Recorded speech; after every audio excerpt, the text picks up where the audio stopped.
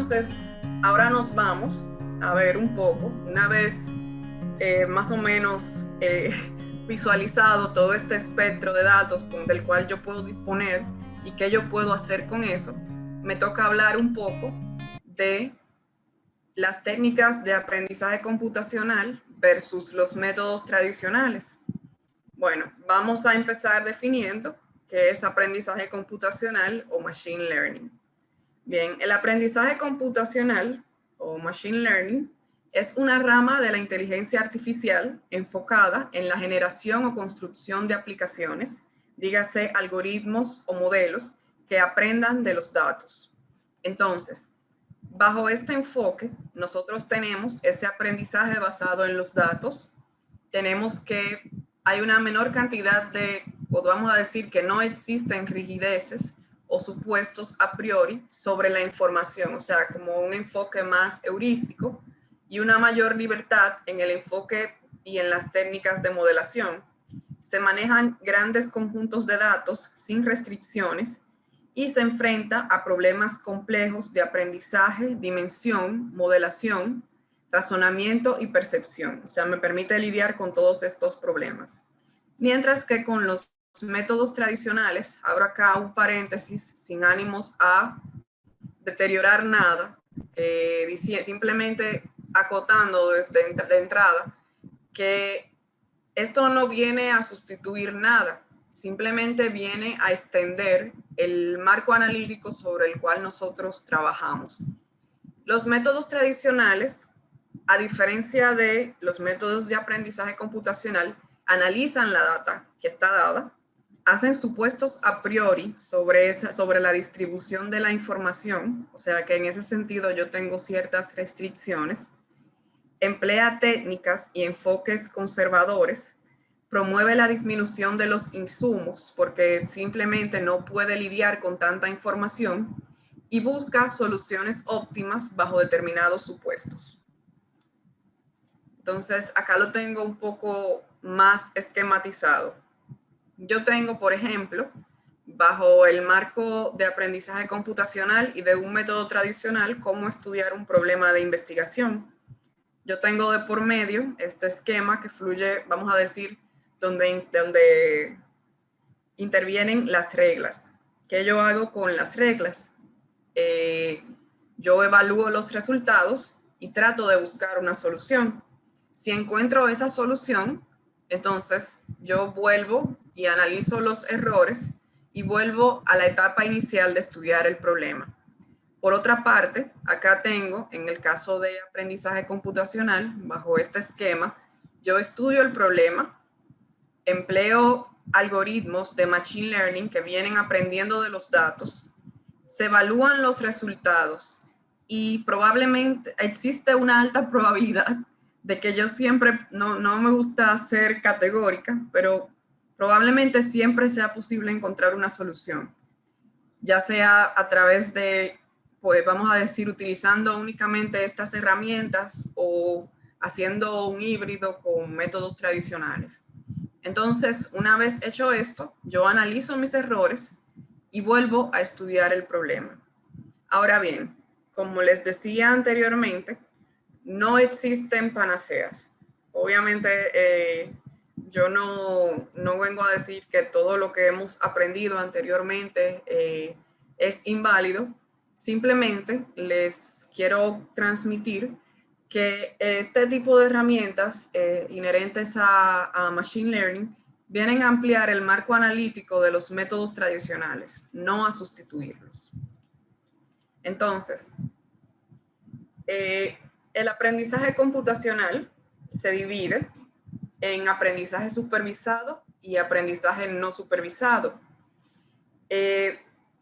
Bueno, antes de esto, quiero señalar que uno de los usos más extendidos del aprendizaje supervisado consiste en hacer predicciones a futuro basadas en comportamientos o características que se han visto en los datos que están almacenados, vamos a decir el histórico de información, y permite buscar patrones en dichos datos históricos relacionando todos los campos con un campo especial que se denomina campo objetivo.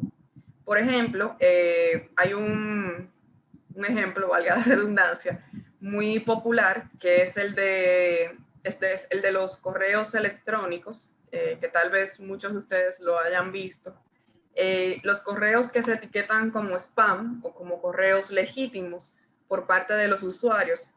En este caso, el proceso de predicción se inicia con un análisis de cuáles son las características o patrones que tienen los correos que están ya marcados con ambas etiquetas. Se puede determinar, por ejemplo, que un correo spam es aquel que viene de determinadas direcciones IP y además tiene una determinada relación texto-imágenes y ciertas palabras.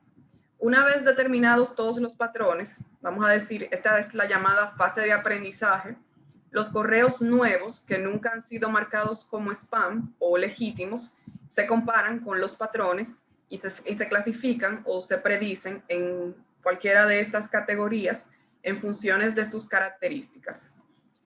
En este sentido, el aprendizaje supervisado se enfoca básicamente en los problemas de regresión y clasificación. Por otra parte, tenemos el aprendizaje no supervisado. ¿Qué es el aprendizaje no supervisado? Bueno, el aprendizaje no supervisado viene enfocándose en los temas de agrupamiento. Básicamente, lo que se hace es tratar de identificar grupos dentro de los elementos de datos. Para esto, los algoritmos de agrupamiento encuentran la estructura en los datos de manera que los elementos de un mismo grupo mantengan una mayor similitud entre sí o que compartan características similares con relación a los de grupos diferentes.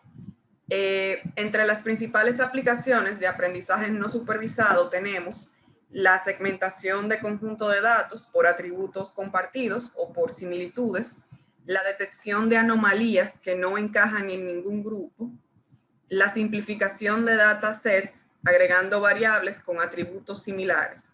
En resumen, acá el objetivo del aprendizaje no supervisado viene siendo estudiar la estructura intrínseca y comúnmente oculta de los datos. Esa viene siendo la idea básica. Entonces, bajo el aprendizaje supervisado, se hacen, vamos a decir a manera de resumen acá, se hacen predicciones basadas en comportamientos o en características visualizadas en datos que están almacenados históricamente. Bajo este esquema, podemos decir que el objetivo consiste en identificar patrones relacionando todos los campos con un espacio especial, dígase el objetivo. Se tiene de por medio el entrenamiento de los conjuntos de información, a lo que se llama training data, la fase de aprendizaje y finalmente la predicción que me proporciona la salida del algoritmo. Algunos algoritmos de esta categoría son el K-nearest neighbor, que lo vamos a estudiar. Todos estos los vamos a estudiar, pero hoy mismo vamos a estudiar el KNN. También entran el Support Vector Machine y el Naive Bayes. Bien. Por otro lado, el aprendizaje no supervisado emplea datos históricos que a diferencia de los anteriores no están etiquetados. Y el objetivo principal viene siendo estudiar esta estructura de los datos que se desconoce o que vamos a decir está oculta. Algunos algoritmos de esta categoría son el K-means, que lo vamos a ver en breve, el Fuzzy C-means, Hierarchical Clustering y algunos casos de redes neuronales. Entonces, algunos conceptos relevantes acá, que probablemente ustedes vayan a topar con ellos cuando abran cualquier libro de aprendizaje computacional, son datos de entrenamiento, que vienen siendo ese subconjunto de datos de la base original, que se emplean como insumos de entrada para entrenar un algoritmo o modelo en aprendizaje computacional y posteriormente generar predicciones o hacer inferencias sobre los conjuntos de salida. Tenemos los datos de prueba, que es el subconjunto de datos que se emplean para probar el desempeño de los modelos o de los algoritmos que estamos utilizando. Tenemos campo o cuerpo, que no es más que una estructura algebraica con una operación binaria definida bajo las propiedades conmutativa, asociativa y distributiva, y el concepto de espacio vectorial, que es una estructura algebraica que cumple con 10 axiomas específicos relativos a las operaciones de adición y producto escalar. Eso realmente yo lo pongo acá en caso de que ustedes se topen con eso en alguno de las lecturas o de los libros, que probablemente es altamente posible de que se topen con eso.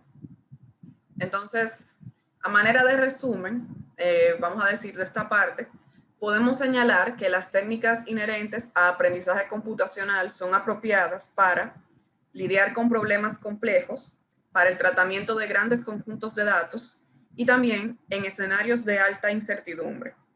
En ocasiones, bajo el esquema de los métodos tradicionales, no se puede encontrar una solución para determinados problemas, dado su nivel de complejidad.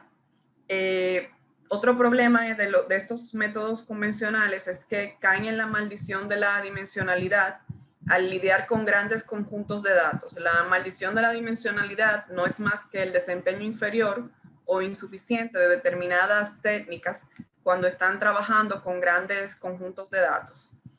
Y las técnicas de aprendizaje computacional se adaptan a entornos cambiantes o de alta incertidumbre, como por ejemplo, como les decía de entrada, la crisis del COVID.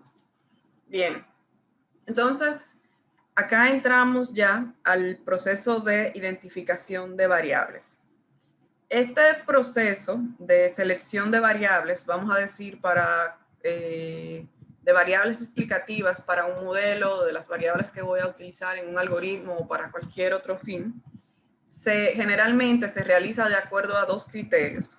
En primer lugar, vamos a considerar las variables explicativas sugeridas por la literatura empírica relacionada al tema en cuestión. En segundo lugar, lo vamos a hacer empleando herramientas de identificación de palabras claves que me permiten realizar búsquedas, vamos a decir, más meticulosas y que contemplan otros aspectos idiosincráticos de la serie considerada. Algunas de las herramientas para identificar palabras claves son Keywords, SEMrush, Google Ads, el mismo Google Trends, que va haciendo sugerencia de candidatos. Lamentablemente, el año pasado nos quitaron Google Correlate, que era una herramienta sumamente valiosa, pero que parece que no tuvo la acogida que se esperaba. Entonces, la idea que subyace detrás de estas herramientas es que se evalúan millones de candidatos con el propósito de encontrar las series que guarden una mejor correlación, ya sea con las palabras claves o con la serie provista por el usuario. Okay. En este caso, se emplean técnicas basadas en la comparación de vectores, utilizando correlaciones. Algunos de los algoritmos que están detrás de todas estas técnicas son, por ejemplo, el algoritmo de asymmetric hashing, que permite mapear la función de correlación en una distancia euclidiana a través de un proceso de normalización de vectores. Y una vez finalizado este proceso, se lleva a cabo la búsqueda de palabras claves, computando la distancia aproximada entre el vector objetivo y la base de datos reconstruida.